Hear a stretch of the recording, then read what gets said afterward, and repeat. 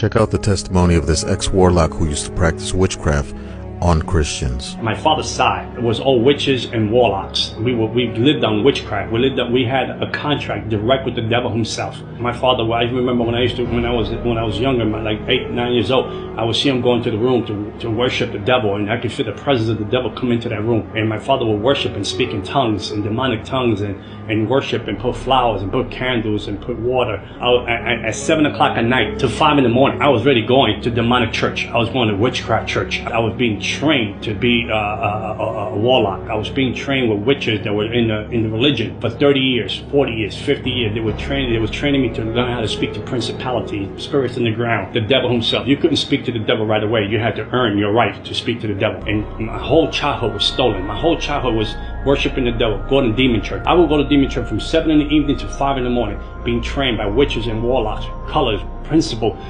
rights. Who owns this region? Who's in this region? Who's running this principality? What principality name is this? I had how to channel powers.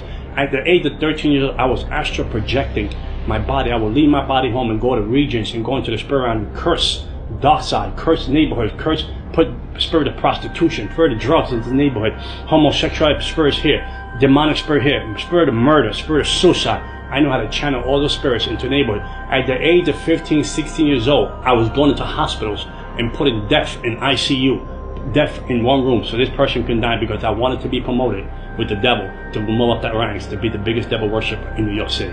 I would go to 5 clubs or 5 lounges a night to look for people to recruit to the dark side. I would tell people their fortune. I would tell people their lives. I would tell people things that they did, things that was going to happen to them. That then they had no clue who I was. They didn't know who I was. I just had the demonic powers. I had a taste for blood. I would kill animals and drink the blood every week. If I didn't have money if I didn't have time to buy an animal, I would cut myself and drink my own blood. The ring of the people that I was with that was in this demonic world, doctors, lawyers, principals, judges, police officers, they were all into witchcraft. There was all, even singers today that are very well known. I would move principalities from that region to control demons on the ground, to operate the church, to cut down the church, to cut down the growth of the church, to cut down the opportunity for people to get saved. I would be drunk. I'd come out of a club and I would have demon possessed, drunk. I would stand in the middle of the street and say to God, come down. You want some of this? You want me to slap in your face? You want me to spit in your face? You come and mess with me. If I tell you I was going to kill you in 30 days, you prepare your funeral. You was going to die in 30 days. I don't care who you were. I don't care who you knew. I don't care what you call yourself. If you were Catholic and you say you were Christian and you say you were a believer, I was going to kill you. Unless you had a real relationship with Jesus Christ. And the lady that lived downstairs, she came up to me, she told me, my husband is cheating. I want you to kill the woman that she's cheating with. Put a witchcraft spell on her and kill her. How much you charge me? I said, well, come back. I'm going to speak to the devil, my daddy, and I'll let you know. Come back in a couple of days. So the lady came back. The devil told me what to buy. He said, buy a coffin box, buy 21 black candles, buy an image of the lady, put her in the box, to do the witchcraft, to kill this lady. So we were going to do her for 21 days. She was going to die. After 21 days, we were going to do her funeral. So when the lady came to me, I said, I'm going to charge you $10,000. I told her to kill the lady. She said, sure. She said, I tell you what, I know you. You've been good to me. I go to your house parties.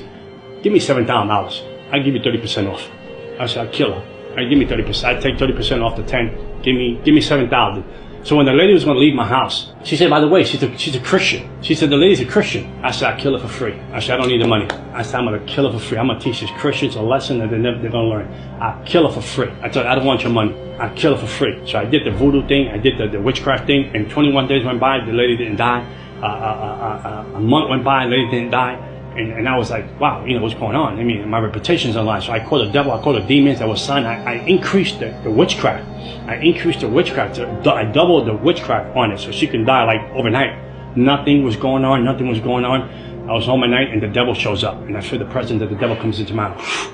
And then the devil told me, we have to abort the plan of the lady that you want to kill. And I said, why would we want to abort the plan? My reputation on the line. I'm a witch. I'm a warlock. If I don't kill the lady, they're going to think that I don't have any powers. The devil said, you don't understand. The God that she serves said, don't leave her alone. Don't touch her. And I said, who's this God? She said, the God that she serves.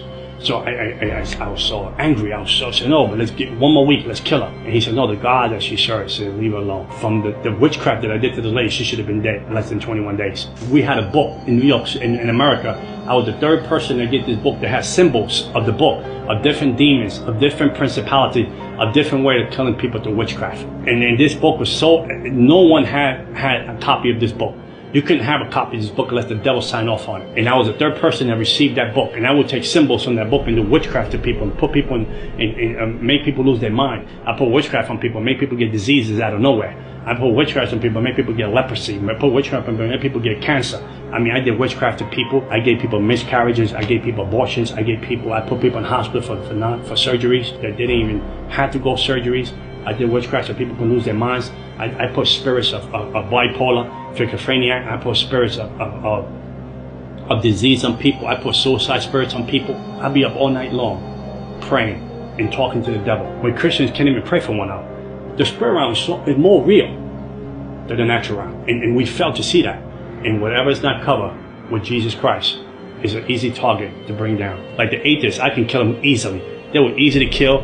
The Jehovah's Witnesses were easy to destroy. Moment later, it was easy to destroy. The people that will walk around and say we don't believe in the devil, they were easy to destroy because they will not seek any spiritual help. I brought Christians to their knees, not to prayer, because they had no power. It wasn't because your God wasn't all powerful. Don't get me wrong. Because your God was all powerful, the vessel was weak. The vessel had no prayer life, the prayer had no fasting life, and they had no relationship with God.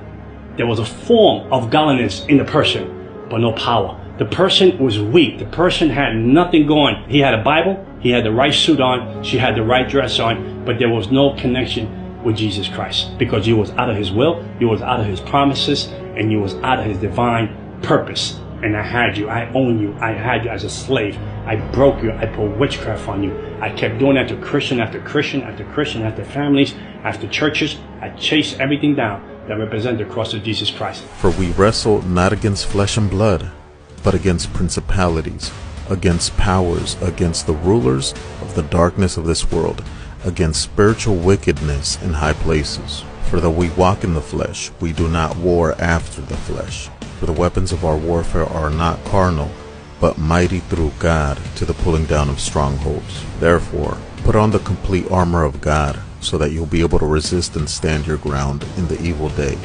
And having done everything, to stand firm. So stand firm and hold your ground, having tightened the wide band of truth around your waist, and having put on the breastplate of righteousness, and having strapped on your feet the gospel of peace in preparation. Above all, lift up the shield of faith, which you can extinguish all the flaming arrows of the evil one, and take the helmet of salvation and the sword of the Spirit, which is the word of God. With all prayer and petition, pray at all times in the Spirit, and with this in view, stay alert with all perseverance and petition for all God's people.